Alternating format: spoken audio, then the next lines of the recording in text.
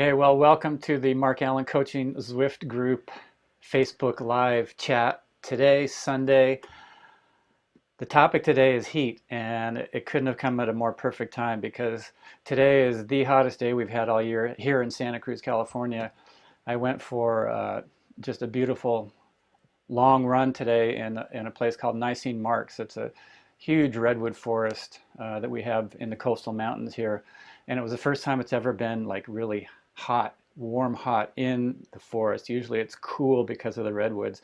So anyway, heat. Most of you, except for Philippe, who is in Chile and it's winter time. If you're in the northern hemisphere, a lot of you are really starting to feel things heat up. California is scorching today everywhere. People in the Midwest are dealing with humidity. And so your training, your racing, your preparation, what you do each and every day is going to be a little bit different than when you are in the springtime when it's just that perfect temperature.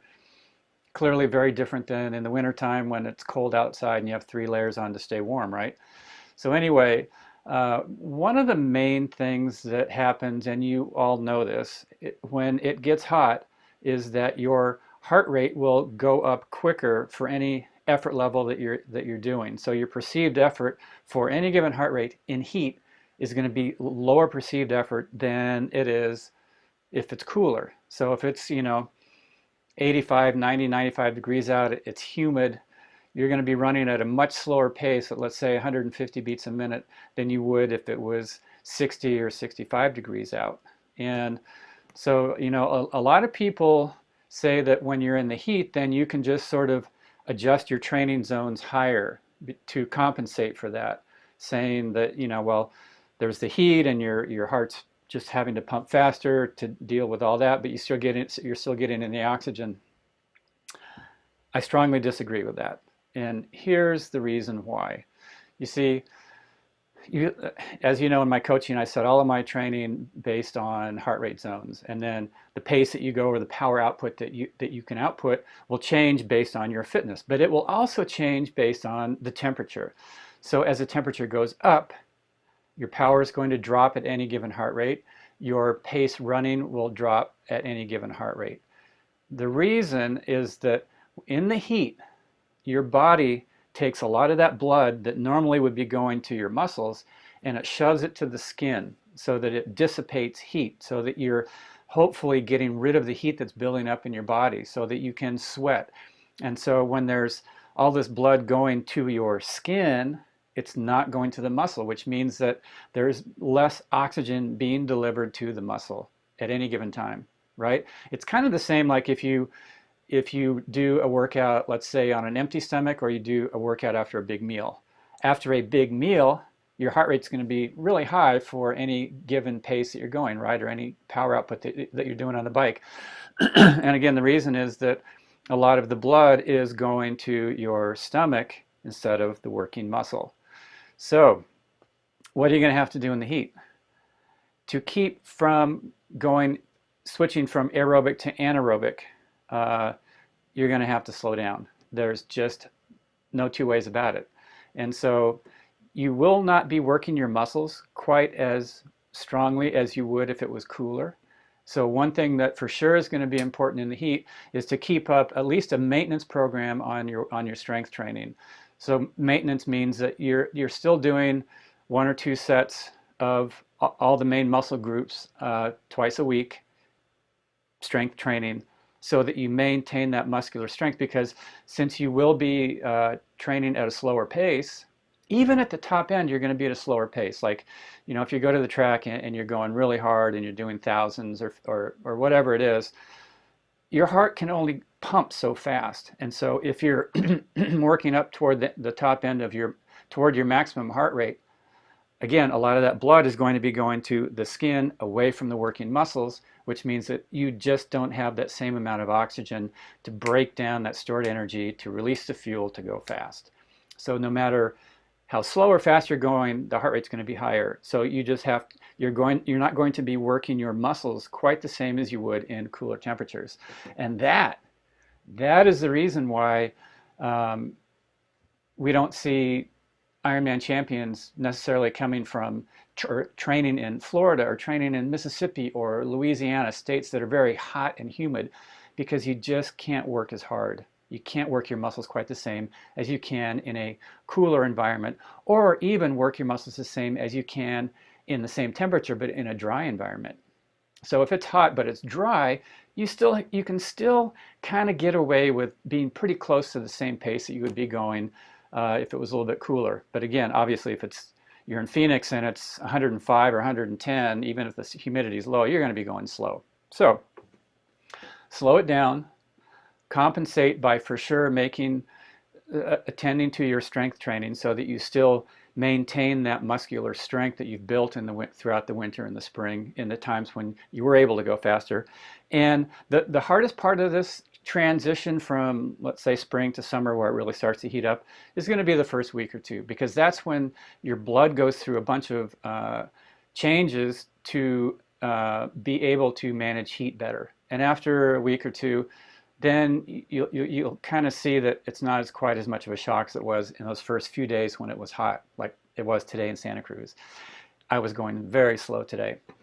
And then after that, your body's kind of gets a little bit, the blood gets thinner, so that it just moves through a little easier through your body. And so it kind of helps get a little bit of that speed back up as far as delivery of oxygen to the muscles.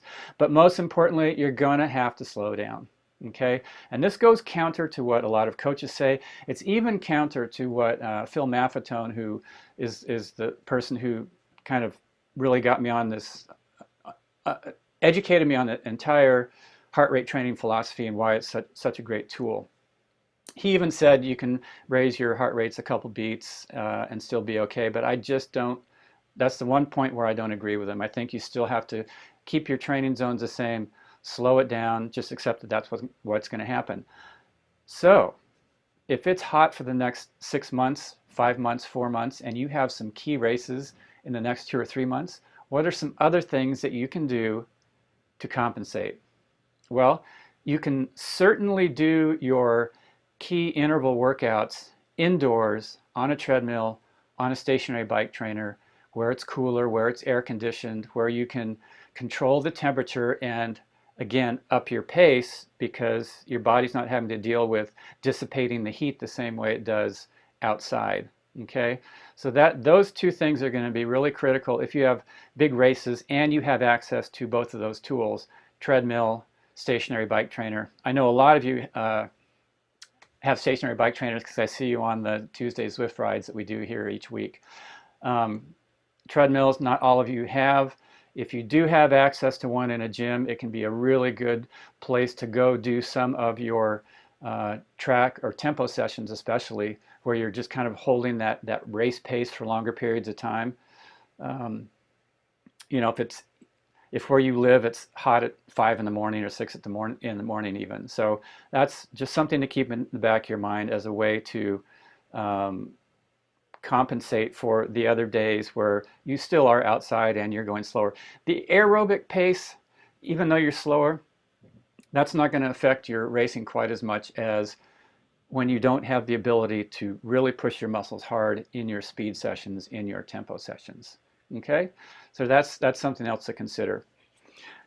You may have the opposite problem now. Let's say you live somewhere in the way north where maybe it never really gets that hot, but you're going to be doing some races that are very hot. How do you compensate so that when you get to the race, it's not a shock the other way around? Well, one thing you can do, and this especially becomes important for people who have fall races, where maybe the race is still hot: Hawaii, Ironman Arizona, Cozumel. What you can do is, if it's a lot cooler where you live than it will be at your race, layer up. So whatever temperature, whatever amount of clothing you would wear in your workout on the day that you go out and it's maybe cooler, add another layer to that.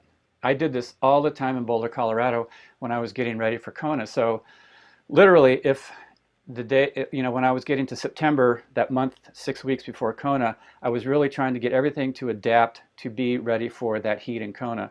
And so Even if it was a warm day, if all I was going to be wearing would be a short sleeve jersey cycling because it was maybe 80, 85 degrees out, dry, I would put on 2 jerseys.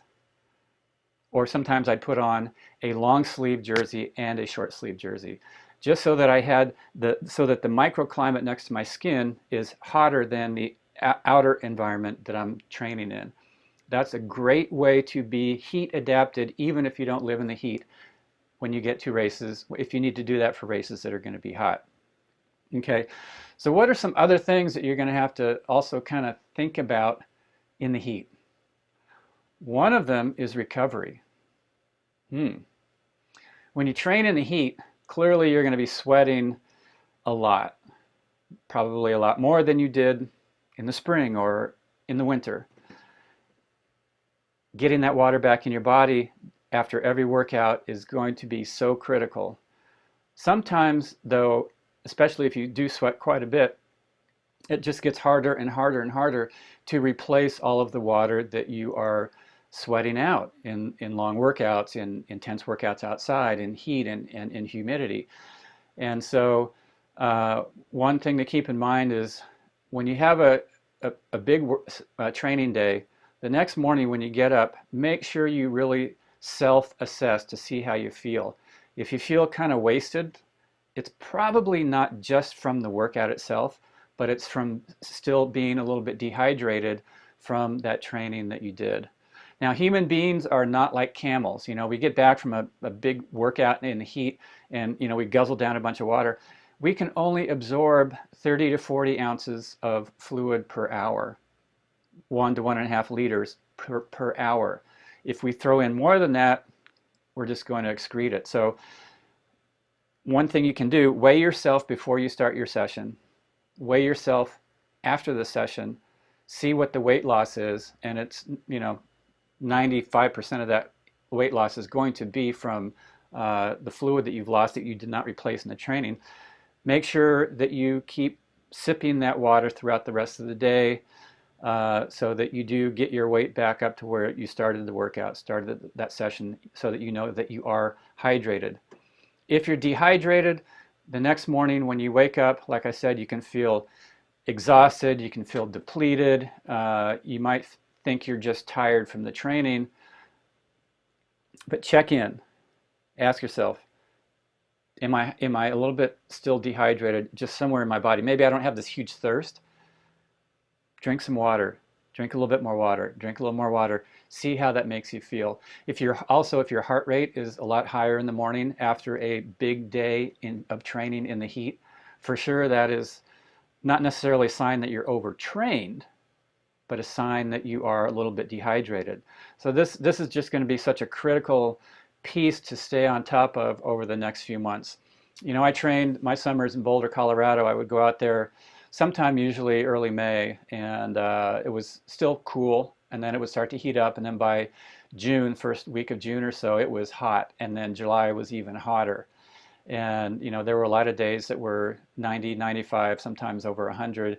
Some of the rides that we did, it was so hot and dry that it just felt like my mouth was completely, there was no moisture in it, all the way to the back of my throat, all the way till it was like touching the inside of my ears. It was the strangest feeling.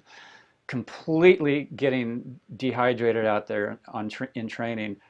And you know, when I did brick workouts on those type of days, the run was pathetically slow because I didn't want to have my heart rate skyrocketing. I was only training the transition from bike to run. Being dehydrated, you know, I couldn't drink enough off the bike to get me through that run, so I just did the run a lot slower. And then when I was done, really started putting the fluid back. And then I would be really tuned into how my body was the next morning when I woke up. Sometimes you feel great because you do get everything back in there. But if you don't, like I said, you'll feel depleted, you'll feel kind of exhausted, sort of flat. You might even, again, be feeling pretty thirsty, okay? So those are some other things to keep in mind. When you are in a hot race, one of the biggest tendencies is to try to superhydrate, but again, your body can only take in 30 to 40 fluid ounces total per hour.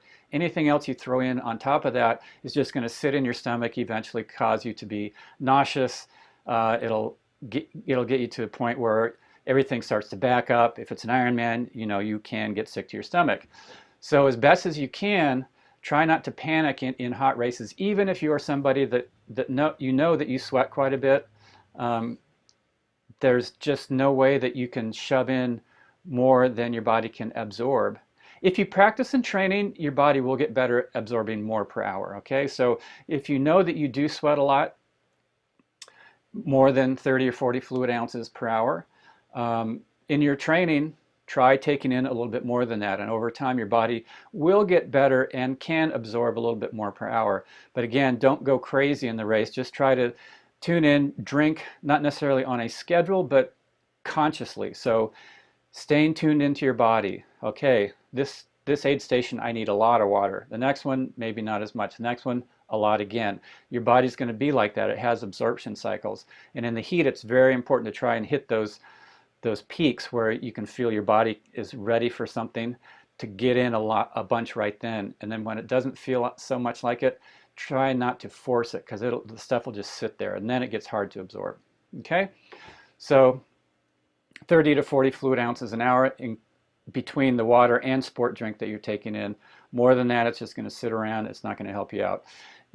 There's scientific studies that have shown that if you lose a certain percent of your total body weight through sweating, that your performance drops a whole bunch, right?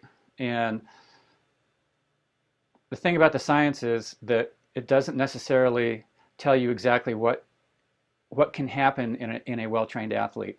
Well-trained athletes are able to actually keep their performance levels up under fairly significant levels of dehydration, in the sense that they should have slowed down already. Your body is super adaptable. So if you are training in the heat and you are just day to day getting used to moving, exercising, swimming, cycling, running, where at the end of the workout you are getting dehydrated, your body will get better at managing a steady pace, even though technically you should be slowing down quite a bit. They did a pretty interesting study in Africa with one of the tribes where they hunt, and the guys would go out for the hunt, and they start slowly, and they're finding the game, and then they slowly move in on it, and then they slowly start having to go a little bit faster, and the game starts moving away, and they keep chasing, and this can go on for hours. And they were monitoring the level of dehydration of these guys. They weren't drinking anything. They went way below what they were supposed to be able to handle and still maintain any kind of a pace. But instead of just maintaining, these guys kept getting faster and faster and faster, until at the end, of course, then they, lunch or dinner was right there and they got it. But it just shows that if you place yourself in not necessarily a dangerous setup, but are getting used to certain sort of extremes, your body will get better at managing them. And so then when you are in the race, there you go. You can probably handle it a lot better than science says you should be able to. So in the race, don't freak out if it's a hot, humid race. Just try to stay on your hydration. Make sure that you're taking salt. Very rough estimate, 300 to 350 milligrams per hour seems to be good for a lot of people. Some people will need more than that, twice that, 3 times that. I like the salt that you can taste. There's those ones that you can chew now that you can get the salt flavor as you chew them. They're sort of like almost like sweet tarts. Those are the best, because a pill, your body doesn't know what's coming, and it hits so much of absorption has to do with your tongue sensing what it is that your body's going to be dealing with. So if you have the salt chews, those are super good for absorbing a ton of salt as you take it in the race, 300, 350 milligrams per hour, so that you don't get low on sodium, which that for sure is not a good situation. And there's not much you can do about that if you get too low on sodium, other than take sodium. If you're in the race, you're drinking, you're eating, you don't feel your body responding, try getting in some salt. If that's what was needed, you will feel better within 90 seconds, a minute, 2 minutes, 3 minutes, very short period of time. Okay, so that's just some tips on the sodium. So again, it's heating up. Stay on top of your hydration on a day-to-day level. Make sure that you self-assess each morning as when you get up, especially after the long, hard days that have been done in the heat, to make sure that you are well hydrated enough so that you're not putting yourself in a dangerous situation by going out and trying to train hard again, when in reality you should be going easy so that you can rebuild the liquid that your body needs to run efficiently. In the day-to-day, you're going to have to go slower because the blood is going to your skin, delivering less oxygen to the working muscles, so you can go into oxygen debt at a much lower perceived effort, at a much slower pace, a much lower power output than you normally would if it's cooler. Compensation, you can do that by, for sure, keeping up on your strength training, at least a maintenance program, so that you're maintaining everything that you've built so far. Do some of your key sessions indoors on a treadmill, on a stationary bike trainer. Join us on Zwift. You can do it in an air-conditioned room. You can keep that intensity up that you will need so that your muscles do get worked properly. And then in the race, again, you're going to be racing a little bit slower in the heat than you would in a cooler climate. So try not to judge how fast you feel you're going in a hot race, comparing it to some race that you did a month ago that was much cooler. Compare it to how you're doing on that day. Okay, and then for sure stay up on the hydration in the race. 30 to 40 fluid ounces per hour, liter to a liter and a half an hour's max that you can probably absorb, and have sodium, 300, 350 milligrams per hour, especially in the long races, half Ironman, full Ironman especially. Okay, this is a shed. There are no windows. There's a door, but I have it closed. It's getting hot in here. So I'm going to take a few questions if you have any. And you can type them in here.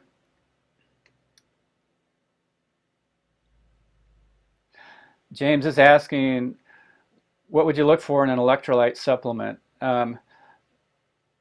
Basically, for sure you need magnesium. Magnesium is an interesting, magnesium is kind of like sodium in that we need a reserve of it in our bodies. When it gets depleted, we can end up actually, our performance will slow down. We'll feel lethargic. We can't coordinate our muscles.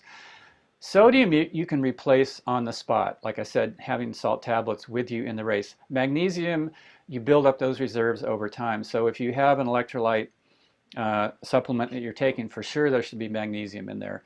Potassium isn't necessarily anything that most triathletes have to worry about because there's so much of it in the generally healthy foods that triathletes eat. You know, all the green leafy vegetables, tons of potassium fruits. But for sure, magnesium is something to keep up on. Let's see, what do we have here? In the 80s, what do we do in Kona to keep from overheating or cramping? Well, Randy, that's a that's a good question. I did overheat and I did cramp, and it was way before any of the sport drinks were as sophisticated as they are nowadays, with really good amounts of sodium in them. I didn't know how much fluid to take in. I just was panicked, and so I was always pouring in way more, trying to drink way more liquid than I could ever absorb. I got sick. I raced Ironman 12 times in Kona.